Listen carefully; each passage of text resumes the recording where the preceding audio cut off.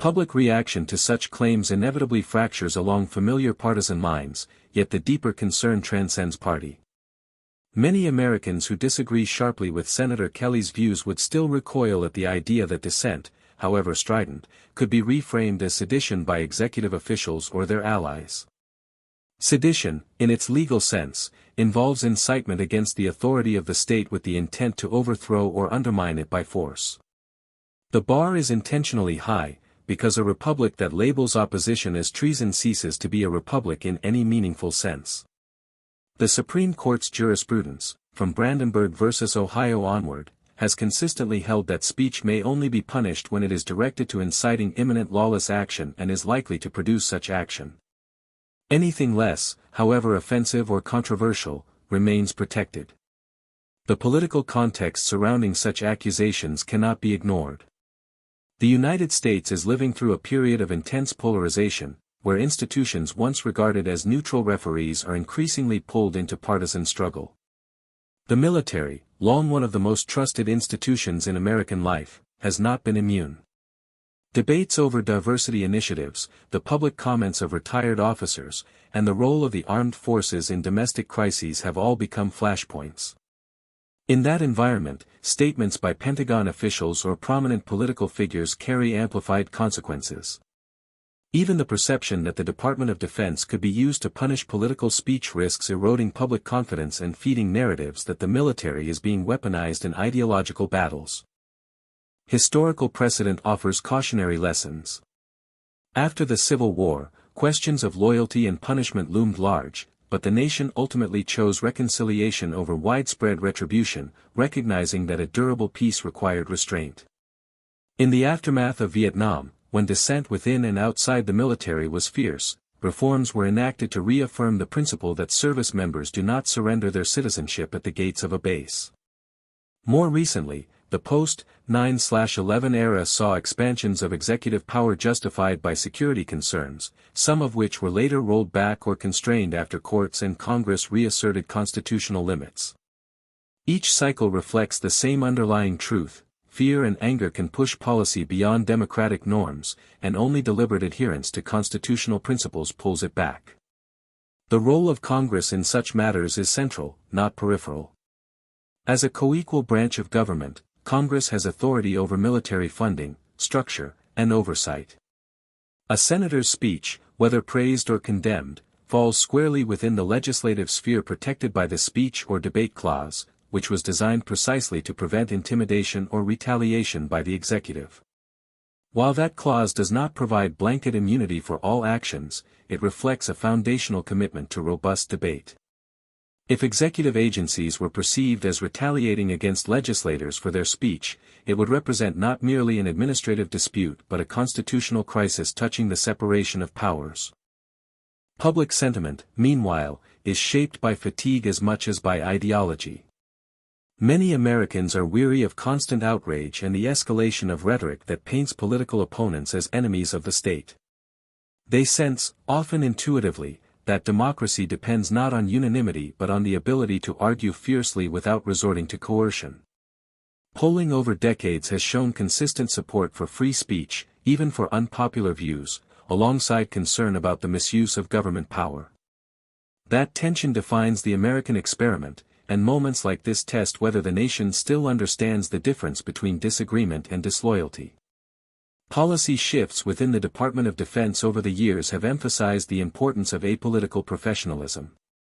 Regulations governing political activity by service members are intended to prevent the appearance of partisanship, not to silence lawful expression. Retired personnel, in particular, occupy a unique space. They retain certain ties to the military while fully re-entering civilian life. Any attempt to discipline them for speech raises complex legal questions that have rarely been resolved in sweeping fashion, precisely because policymakers have recognized the risks involved. To act precipitously in such a case would invite litigation, congressional inquiry, and international scrutiny. Internationally, America's handling of dissent among its leaders and veterans is closely watched. The United States has long positioned itself as a champion of democratic norms and human rights, often criticizing other nations for punishing political speech or using state power to intimidate opponents. Actions perceived as hypocritical weaken that moral authority. Allies and adversaries alike take note when democratic standards appear to erode, and the consequences extend beyond domestic politics into diplomacy and security partnerships. The invocation of sedition as a label also reflects a broader trend in political language, where extreme terms are deployed to mobilize supporters and delegitimize critics. This rhetorical inflation carries costs.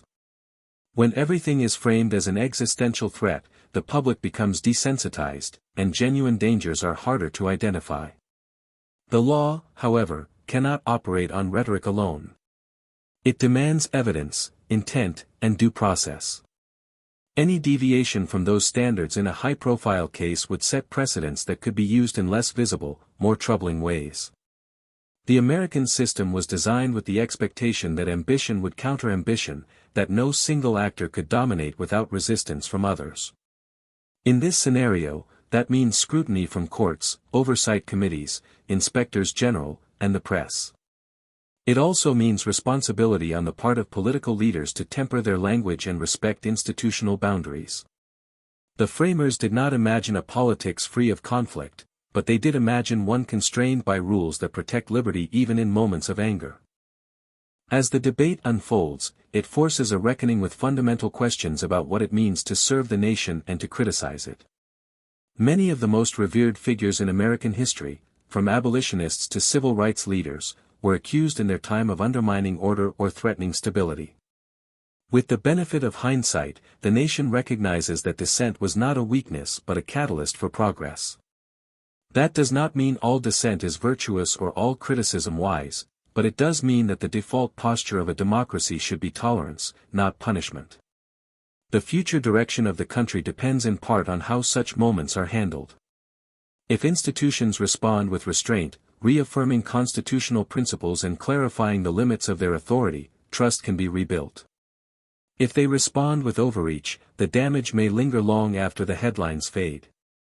The stakes are not abstract, they touch the daily reality of citizens who want assurance that their government will not turn its power against them for speaking out. The controversy also highlights the importance of precise language in governance. Accusations of sedition should be rare, carefully considered, and grounded in law, not politics. Retirement pay should be administered according to clear rules, not wielded as leverage. The Pentagon's credibility rests on its adherence to law and its distance from partisan struggle. Any perception that those lines are blurring invites skepticism and resistance from a public already wary of concentrated power. In the end, the strength of American democracy has never rested on the absence of conflict but on the capacity to channel conflict through institutions that respect rights and uphold the rule of law. Whether this episode becomes another footnote in the long history of political controversy or a turning point that reshapes norms will depend on choices made now, choices that echo the lessons of history and the promises of the Constitution, choices that demand a sober understanding that loyalty to the nation is not measured by silence but by a willingness to engage openly, even when the conversation is uncomfortable, even when the stakes feel high, even when the pressure to punish rather than persuade grows intense, because the alternative is a politics where fear replaces debate and where power, once unleashed against speech, does not easily return to its constitutional bounds, continuing instead to expand into areas never intended by those who designed a system meant to endure beyond any single dispute or generation, a system that now stands at another moment of testing as the arguments continue and the nation listens for whether its leaders will choose restraint or escalation while the debate presses forward without pause, without resolution, and without any clear signal that the questions raised have yet found their limits or their answers as the momentum of the controversy carries on into the next phase of public reckoning and institutional response, unfolding in real time as the principles at stake remain suspended in the balance and the conversation moves relentlessly onward without drawing to a close or settling into certainty, pressing still into the unresolved space where law, politics, and conscience collide and where the consequences of each word spoken continue to ripple outward into a future that has not yet been fully defined or decided and remains, for now, open to the direction that those in power choose to take as the nation watches and waits while the argument persists and the tension holds, unbroken, unresolved, and still moving forward into the next moment of Contention where the same questions will arise again and again without pause or finality as the discourse continues to unfold and deepen without end.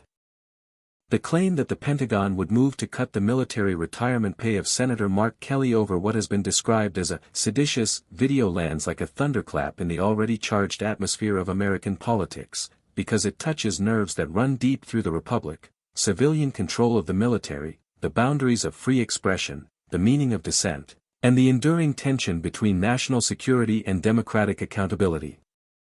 In the United States, words like sedition are not casual accusations. They carry the weight of history, law, and fear, and they summon memories of moments when the government has overreached as well as moments when the nation has been genuinely threatened from within. To suggest that a sitting U.S. Senator, a former naval aviator and astronaut with a long record of public service, could face punitive financial action tied to speech is to open a debate far larger than one individual or one video. The Constitution does not treat speech as a privilege granted by the state, it recognizes it as a right inherent to the people, protected most famously by the First Amendment. That protection does not evaporate when an individual serves in uniform, nor does it automatically reattach itself in some altered or diminished form after retirement. At the same time, the military has long operated under a distinct legal framework, the Uniform Code of Military Justice, which recognizes that good order and discipline are essential to national defense. Balancing those two realities has never been simple, and history is filled with examples where the balance tilted too far in one direction. During the First World War, the Espionage and Sedition Acts were used not only to prosecute genuine threats but to silence critics of the draft and the war itself. In the Cold War, loyalty tests and blacklists blurred the line between vigilance and paranoia. Each era left scars that still shape how Americans react when government power collides with political speech. The suggestion that retirement pay could be leveraged as a form of punishment raises its own constitutional and moral questions. Military retirement benefits are not gratuities bestowed at the whim of political leaders, they are earned through years of service and sacrifice, often codified through statute and regulation. Courts have repeatedly recognized that such benefits carry the character of deferred compensation. To threaten their removal or reduction on the basis of speech risks transforming them into tools of political discipline, a notion that sits uneasily with the idea of a professional military loyal to the Constitution rather than to any faction or administration.